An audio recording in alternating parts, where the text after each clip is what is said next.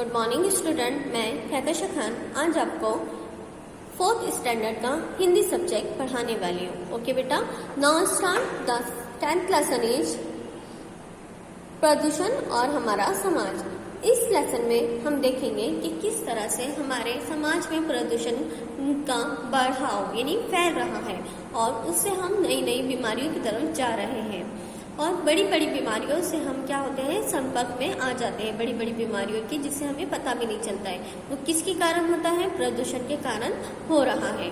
आज हम देख रहे हैं कि हम 2020 में अभी बहुत बड़ी बीमारियों से लड़ रहे हैं जिसका नाम है कोरोना। तो वैसे ही बीमारियां हमारे समाज में, बहुत सी बीमारियां हैं जो हमारे समाज में, कोरोना तो हमें फॉरेन सिटी से मिला है, बट ऐसी कुछ बीमारियां जो हमें प्रदूषण के कारण मिल रही हैं जिससे हमें बहुत ज़्यादा मुश्किल आ सकती है। तो हम इस लेसन में देखेंगे कि किस तरह से हमें बीमारियों से बचना चाहिए। तो नाउ स्टार्ट दिस लेसन, प्रदूषण और हमारा समाज। ओके, विनीत अपनी बेटी के साथ तेजी से सिटी अस्पताल के आपातकालीन कक्षा में आया और डॉक्टर से बोला, देखिए मेरी बेटी को न जाने क्या हो गया है, सुबह से ही गहरी सांस लेकर खांस रही है। अब विनीत कौन है? विनीत एक आदमी है जो अपने बेटी को लेकर यानी अपनी छोटी बेटी को लेकर कहाँ पर आया है? सिटी अस्पताल। अब सिटी अस्पताल किसे बोलते हैं बेटा? हम लोग जो हमारी सिटी का सबसे बड़ा अस्पताल होता है तो उसे हम क्या बोलते हैं? सिटी अस्पताल बोलते हैं। उसमें आपातकालीन यानी जहाँ इमरजेंसी होती है, इमरजेंसी वार्ड रहता है, उसे हम आपातकालीन वार्ड बोलते हैं। ओके, तो आपातकालीन कक्षा में आया यानी इमरजेंसी वार्ड में आया और डॉक्टर से एकदम से बोलने लगा कि मेरी बेटी को देखिए, न जाने क्या हो गया, वो गहरी गहरी सांस ले रही है यानी जोर जोर से सांस ले रही है और खांस भी रही है। ओके, डॉक्टर ने विनीत की बच्ची को ध्यानपूर्वक देखा। उसने नर्स से कहा, सिस्टर डीप लगाने का प्रबंधन कीजिए। इसके बाद उसने विनीत से पूछा, आपकी बच्ची का यह हाल कैसे हुआ? अब डॉक्टर ने विनीत की बेटी को एकदम अच्छे से चेक किया। चेक करने के बाद उसने ध्यानपूर्वक देखा उसे और नर्स से कहा कि इंजेक्शन निकालिए, इंजेक्शन लगाने का प्रबंधन कीजिए। इसके बाद उसने विनीत से पूछा कि आपकी बच्ची का ये हाल कैसे हुआ है, यानी डॉक्टर ने विनीत से प्रश्न किया, ये हाल क्या हुआ है मेरी बच्ची को? विनीत घबरा गया। अब विनीत ने फिर से डॉक्टर से क्वेश्चन किया, ये हाल यानी क्या हुआ है मेरी बच्ची को? वो एकदम से घबरा गया यानी उसे चिंतित होने लगा और पूछने लगा डॉक्टर से कि क्या हुआ है मेरी बच्ची को? मुझे शक है कि आपकी बच्ची को दमा है। अब डॉक्टर बोलने लगा कि मुझे शक है कि आपकी बच्ची को क्या है? दमा है। इसी कारण उसे सांस लेने में तकलीफ हो रही है और इसी कारण उसे क्या हो रहा है? सांस लेने में तकलीफ हो रही है। शायद यह बच्ची किसी ऐसी जगह गई थी जहाँ पर तेज धुआं था। वह धुआं इसके फेफड़ों में प्रवेश कर गया है, डॉक्टर ने बताया। अब वो बोलता है विनीत से कि ये बच्ची ऐसी जगह गई थी, शायद डॉक्टर बोलता है कि जहाँ पर बहुत ज़्यादा धुआं था और वो धुआं सांस के जरिए उसके फेफड़ों में जाकर प्रवेश कर गया है और जिसकी वजह से इसे सांस लेने में तकलीफ हो रही है और इसे खांसी भी आ रही है, जिसका नाम क्या, जो बीमारी का नाम क्या है बेटा? दमा है। ओके, दमा मेरी बच्ची को, अब विनीत घबरा गया, दमा और मेरी बच्ची को ये कैसे हो सकता है, यानी ये कैसे हो सकता है? इसे इतनी छोटी सी उम्र में दमा और मेरी बच्ची को, तो वो घबरा बोला ये कैसे हो सकता है? तो विनीत घबरा कर बोलता है, आप अपनी बेटी का ध्यान नहीं रखते। इसकी स्थिति को देखकर लगता है कि इसके कान, नाक और आंख तीनों में समस्या आ रही है, डॉक्टर बोला। अब विनीत से डॉक्टर बोलते हैं कि आप अपनी बेटी का ध्यान नहीं रखते। अब मैंने इसका चेकअप किया है और इसे देखकर मुझे लगता है कि इसके कान, नाक, आंख तीनों में समस्या है, यानी तीनों में से कुछ ना कुछ तकलीफ है, जिसकी वजह से ये इतनी तकलीफ में आपको दिखाई दे रही है। अस्पताल में इस प्रकार के दृश्य आजकल आम हो गए हैं। सड़कों का हाल बेहाल है, वाहनों का धुआं मनुष्य के शरीर में जहर घोल रहा है। अब डॉक्टर बोल रहा है कि अस्पताल में ऐसे प्रकार के जो पेशेंट है वो बहुत ज़्यादा आ रहे हैं, आम हो गए हैं, क्योंकि सड़कों का हाल बहुत बुरा हो चुका है। वाहनों से धुआं जो निकल रहा है वो हमारे शरीर में एक जहर घोल रहा है। तेज आवाज में चिल्लाते वाहनों ने हॉर्न, विवाह तथा अन्य समारोह में बजने वाले संगीत की कान फोड़ू आवाज स्वस्थ व्यक्ति को भी बीमार बना रही है।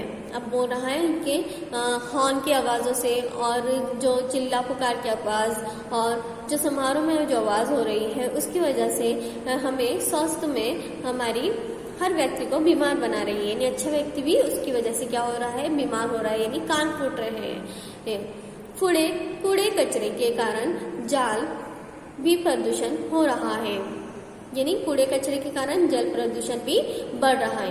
कहीं कहीं तो लोग को ऐसा पानी पीना पड़ रहा है जो कपड़े धोने या नहाने योग्य तथा नहीं है। यानी कहीं कहीं ऐसे भी लोग हैं जहाँ पर ऐसा पानी पीना पड़ रहा है जो हम कपड़े धोने या नहाने के लिए भी वो पानी का उपयोग नहीं कर सकते, पर वो क्या कर रहे हैं बेटा, वो आजकल वो ऐसा पानी पी रहे हैं। तो इसलिए देखिए हमारे समाज में कितना प्रदूषण बढ़ रहा है। यानी हमें वायु प्रदूषण हो रहा है, नॉइज प्रदूषण हो रहा है और जल प्रदूषण हो रहा है। ओके, शहर में दमा और इससे मिलती जुलती बीमारियां का कारण है। और अब जो शहर में दमा और इससे जो मिलती जुलती बीमारी है इसका कारण यह है बढ़ते हुए औद्योगिक कारखानों तथा वाहनों से निकलने वाले जहरीले तत्व शहरों में तेजी से हो रही जनसंख्या वृद्धि खतरनाक बीमारियों को बढ़ाने में सहायक हो रही है। अब जो बढ़ते हुए कारखाने वाहनों उनसे जो धुआं निकल रहा है बेटा, तो क्या हो रहा है, जहर हो रहा है, ये शरीर में जा रहा है और उसकी वजह से क्या हो रहा है, बीमारियां बढ़ रही है। और ऊपर से हमारी जो जनसंख्या है यानी हमारी जो आबादी है वो भी बढ़ रही है, उसके कारण भी हमें जो चीज़ का कम उपयोग करना चाहिए उसका ज़्यादा से ज़्यादा उपयोग हो रहा है और उसकी तरह से क्या हो रहा है, बीमारियाँ बढ़ती जा रही हैं। स्थान की कमी के कारण घरों की बनावट भी इस प्रकार की होने लगी है कि उनमें शुद्ध हवा के आने की संभावना ही कम रह जाती है। यानी अब क्या हो रहा है, जनसंख्या बढ़ जा रही है। जनसंख्या बढ़ने के कारण क्या हो रहा है कि स्थान में ज़्यादा से ज़्यादा लोग रह रहे हैं कम स्थान में। अब वो घर की स्थिति ऐसी बना रहे हैं कि उसके अंदर हवा जाने की भी एक जगह नहीं हो रही, उसकी बनावट ऐसी हो गई है कि अब शुद्ध हवा भी हमारे घर में नहीं आ पाती है। तो इसके कारण क्या हो रहा है, बीमारी बढ़ती जा रही है। ओके, वायु हमारे जीवन का प्रमुख आधार है। आज वायु में ऑक्सीजन की मात्रा घट रही है तथा कार्बन डाइऑक्साइड तेजी खतरनाक गैसों की मात्रा में वृद्धि हो रही है। इसके कारण हृदय, उच्च रक्तचाप, श्वास तथा नेत्र संबंधित अनेक संबंधित रोग हो रहा है। अब क्या हो रहा है, वायु में नहीं, हवा में क्या हो रहा है बेटा, हवा में हमारे जीवन का प्रमुख आधार है। यानी अगर हमें ऑक्सीजन ही नहीं मिलेगा, हवा ही नहीं मिलेंगी तो हम जी पाएंगे क्या, नहीं जी पाएंगे। तो ऑक्सीजन में क्या हो रहा है बेटा, ऑक्सीजन में जो हवा में जो ऑक्सीजन है वो उसकी मात्रा क्या हो रही है, कम हो रही है। और कार्बन डाइऑक्साइड जो हमारे लिए खतरनाक है उसकी मात्रा क्या हो रही है, बढ़ती जा रही है। उसके कारण क्या हो रहा है बेटा, हम नई नई बीमारियों की तरफ बढ़ते जा रहे हैं और हमें नई नई बीमारियों का रोग हो रहा है जो हमें नहीं होना चाहिए। ये सब किसके कारण हो रहा है बेटा, पूरा प्रदूषण के कारण हो रहा है। एनवायरमेंट हमारा खराब हो रहा है, उसके कारण हमारा ये हो रहा है। ओके,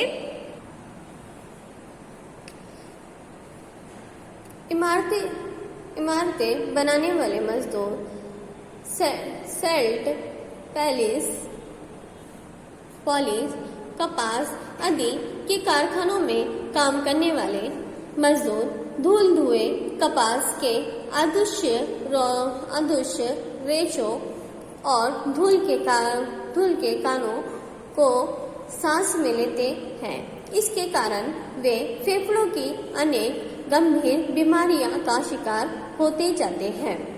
अब क्या होता है, जो इमारतें बनाते हैं यानी जो बिल्डिंगें बनाते हैं, बड़े बड़े कॉम्प्लेक्स बनाते हैं, और जो मजदूर स्टील पॉलिश कपास ऐसी कंपनियों में जो काम करते हैं, जो धूल और धुएं कपास ऐसी कंपनियों में जो काम करते हैं, तो उनको क्या होता है बेटा, उनको धूल के कारण क्या होता है, उनको सांस लेने में बहुत मुश्किल होती है, और उनके सांस के कारण फेफड़ों में उनको अनेक बीमारियां उनकी चली जाती है, शरीर में उनके अनेक बीमारियां जाती है। वायु प्रदूषण के कारण केवल हमारे स्वास्थ्य बल्कि जंगलों, पशु पक्षियों और पेड़ों और जानवरों को भी नुकसान पहुंचता है।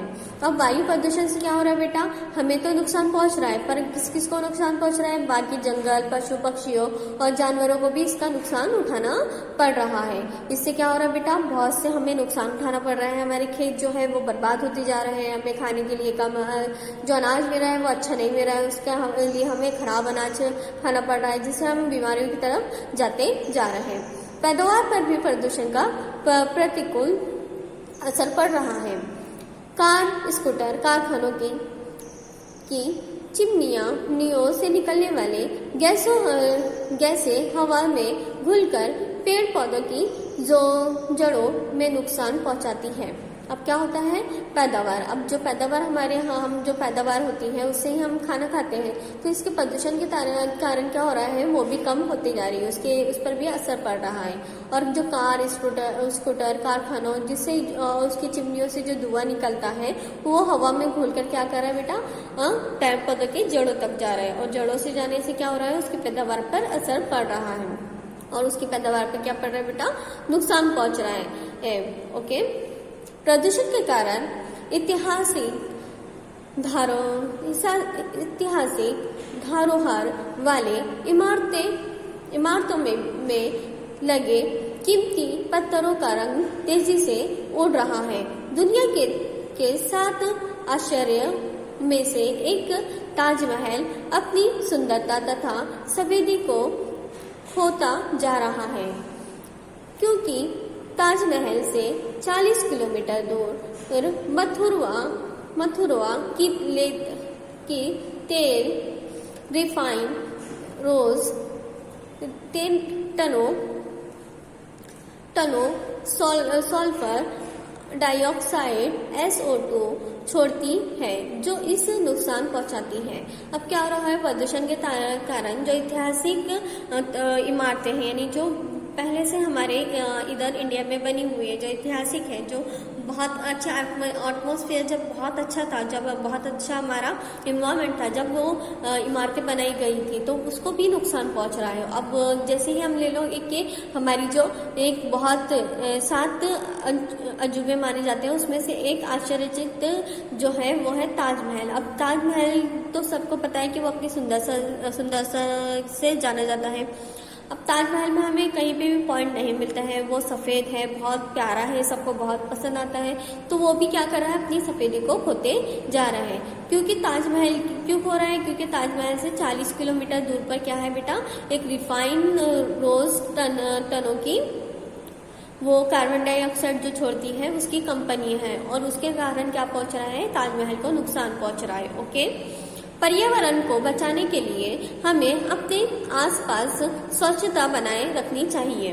अब हमें पर्यावरण को बचाने के लिए क्या करना चाहिए बेटा, हमारे आसपास क्या बनानी चाहिए, स्वच्छता रखनी चाहिए, यानी साफ सफाई रखनी चाहिए हमारे आसपास। नालियों में गंदगी नहीं फेंकनी चाहिए, हमें नालियों में भी गंदगी नहीं फेंकनी चाहिए। घर के अस्पताल के आसपास छायादार वृक्ष लगाने चाहिए। हमें क्या करना चाहिए, हमारे घर के आसपास क्या लगाना चाहिए, झाड़ पेड़ पौधे लगाना चाहिए। कैसे लगाना चाहिए, जो छाया दे, और छायादार लगाना चाहिए, जिससे हमें हवा भी मिले और ठंडी छाया भी मिले। यदि जगह नहीं हो तो गमलों में पौधे लगाए जा सकते हैं।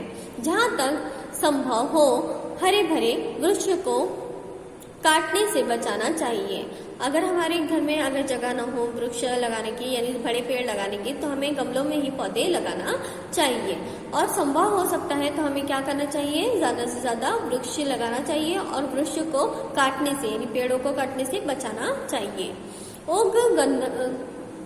गंधों का कचरा नदियों में डालने, नदियों में, तालाबों में कपड़े धोने तथा पशुओं को नहलाने के कारण जल प्रदूषण होता है। अब जल प्रदूषण किस लिए होता है बेटा? जल प्रदूषण इसलिए होता है कि हम जो हमारे घर का कचरा है वो नदियों में डालते हैं और फिर नदियों में हम क्या करते हैं बेटा, तालाबों में, नदियों में कपड़े धोते हैं और फिर उसमें ही हम हमारे जानवरों को नहलाते हैं और वही पानी हम लोग यूज में लेते हैं। तो इससे क्या होता है बेटा, जल प्रदूषण होता है। इस जल प्रदूषण को पानी से पेट संबंधित रोग हो सकता है। अब इस जल प्रदूषण से हमें कौन सी बीमारी हो सकती है? हमें पेट के रोग की बीमारी हो सकती है, क्योंकि क्या होता है, जो प्रदूषण के कारण जो पानी गंदा हो रहा है वो पानी हम लोग यूज में लेते हैं, ओके, पीने के इस्तेमाल में लेते हैं। अब वो पानी हम यूज में तो ले रहे हैं, कपड़े उसमें ही धो रहे हैं, बर्तन उसमें धो रहे हैं, ऊपर से हम हमारे पशुओं को, हमारे जानवरों को उसमें नहला रहे हैं और वही पानी हम लोग यूज कर रहे हैं, हम लोग नहा भी रहे हैं, पी भी रहे हैं वो पानी। तो उससे क्या होता है, हमारे पेट का रोग होता है यानी पेट की बीमारी हमें हो सकती है। जल प्रदूषण रोकने के लिए नदियों में गंदकों का कूड़ा कचरा डालने, कपड़े धोने और पशुओं को नहलाने पर रोक लगानी चाहिए। अगर हमें जल प्रदूषण रोकना है तो हमें क्या करना चाहिए बेटा, हमें ये करना चाहिए कि हमें जो हमारे घर का कूड़ा कचरा है उसे नदियों में नहीं डालना चाहिए और जो हमें कपड़े और पशु पक्षियां जो हम नहलाते हैं उसे भी वहाँ पे नहीं नहलाना चाहिए। इससे क्या होगा, हमें जल प्रदूषण रोका जाएगा। खुले कुओं को डंके की व्यवस्था करनी होगी। ये काम केवल सरकार का ही नहीं है, लोगों को भी इसमें सहयोग करना होगा। अब हमें क्या करना होगा, जो कुएं हैं उसको ढकने होंगे और ये अच्छी जगहों पर पानी रखना चाहिए, क्योंकि अगर ये काम सरकार का नहीं है, इससे हमें भी मिलकर ये काम करना होगा, क्योंकि हमें क्या करना है बेटा, जल प्रदूषण को बचाना है, ओके। ध्वनि प्रदूषण से बचने के लिए ये ऐसी वाहनों पर जोर देना होगा जो कम से कम शोर मचाते हैं। हमें ध्वनि प्रदूषण यानी आवाज की प्रदूषण से बचने के लिए क्या करना चाहिए, किस पर जोर देना होगा, ऐसे वाहनों पर जोर यानी ऐसे वाहन चलाने होंगे जो कम से कम शोर मचाते हैं। कारखानों को भी ध्वनि प्रदूषण रोकने संबंधी उपाय करना होंगे, यानी कारखानों को भी क्या होगा, ध्वनि प्रदूषण रोकने के लिए हमें संबंधित करना होगा, उन्हें भी कम उपयोग करने का बोलना होगा। संगीत धीमी आवाज में सुनना होगा। हमें क्या करना होगा, जो हम संगीत सुनते हैं, जो हम डीजे वाली आवाज में सुनते हैं, तो उसे हम कम आवाज में सुनना होगा, ओके। सामाजिक और धार्मिक कार्यक्रमों में बजने वाले लाउड स्पीकर की आवाज कम से कम रखनी होगी। जो धार्मिक कार्यक्रमों में जो आवाज बजती है, डीजे बड़े बड़े बजाते हैं, तो उसकी आवाज भी हमें क्या करनी होगी बेटा, कम कर रखनी होगी, तथा ताकि तेज ध्वनि से हम होने वाले रोगों यानी डिसऑर्डर, बहरापन, रक्तचाप, चिड़चिड़ापन यदि ये बीमारी ना हो। और क्योंकि हमें क्या करना होगा, उसे रोकना होगा, क्योंकि लाउड स्पीकर से होने वाली जो बीमारी है, जो ध्वनि से होती है, वो क्या होती है, सिर दर्द होता है, बहरापन होता है, रक्तचाप होता है, चिड़चिड़ापन होता है, ये सब बीमारियां उससे होती हैं, को रोकना होगा, रोकी जा सकती है। ये सब बीमारी को हम क्या कर सकते हैं, रोक सकते हैं। इस प्रकार त्योहारों और शादी विवाह आदि में अतिशाबाजी पर भी रोक लगाने के लिए लोगों को समझाना होगा। अब क्या करना होगा, जो आतिशबाजी, शादियों में जो आतिशबाजी होती है, जो क्या बोलते रहे, एक दूसरे पर आतिशबाजी होती है, बम फटाके फोड़े जाते हैं, उससे क्या होता है, उससे बहुत सारे एक तो आवाज प्रदूषण होती है उससे, और जो उसमें धुआं निकलता है वायु प्रदूषण होती है। फिर उससे क्या करें, वो कचरा कूड़ा कचरा नदियों में जाता है तो जल प्रदूषण, इससे हर प्रदूषण होता है। तो उस पर भी हमें क्या लगाना चाहिए, रोक लगाना चाहिए। इस तरह से हमें क्या करना चाहिए बेटा, हमारे आसपास जो होने वाला प्रदूषण है उसे हमें रोकना चाहिए। जल वायु ध्वनि सब प्रदूषण को हमें रोक लगानी होगी और हमें हमारे प्रदूषण को साफ करना होगा। बहुत अच्छा चैप्टर है, बहुत अच्छा है, आप लोग भी अच्छे से पढ़ो, इसको देखो समझो, और नहीं समझ में आता है तो मुझसे कांटेक्ट करो। आपको क्या करना है, हेडिंग डालना है और आपको ये शब्दकोश लिख के रखना है। ओके, शब्दकोश लिखने के बाद ही आपको क्वेश्चन आंसर लिखना है बेटा। मैंने क्वेश्चन आंसर सेंड कर दिए थे, बट आपको शब्दकोश लिखने के बाद ही क्वेश्चन आंसर राइट डाउन करना है। Okay, now write this question, this lesson. Okay.